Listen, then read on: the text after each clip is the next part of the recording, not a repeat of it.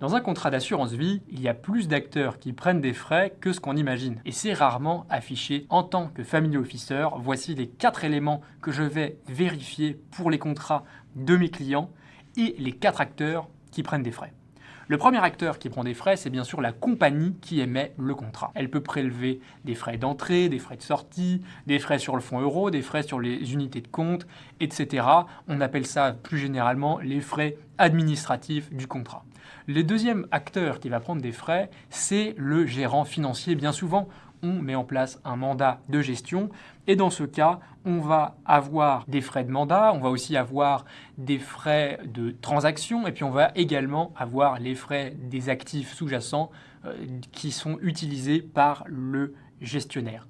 L'acteur numéro 3 qui va prendre des frais, c'est valable surtout au Luxembourg, c'est la banque dépositaire, puisque vous le savez, au Luxembourg, vos actifs ne sont pas détenus par l'assureur lui-même, mais ils sont déposés dans une banque qui est donc garante de la sécurité des actifs et que l'assureur ne va pas se servir dans votre porte-monnaie.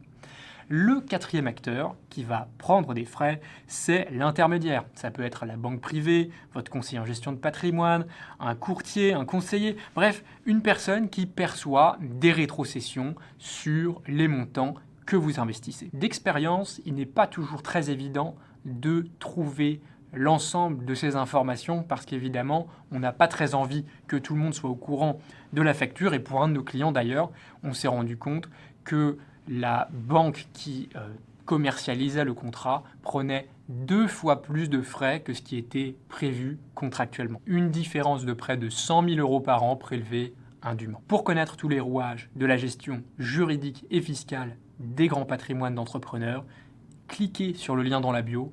Vous allez découvrir le podcast Le Family Office dans lequel j'interviewe des avocats, des notaires avec lesquels on travaille au quotidien et qui vous donneront des précieux conseils. J'apprends beaucoup et mes auditeurs aussi.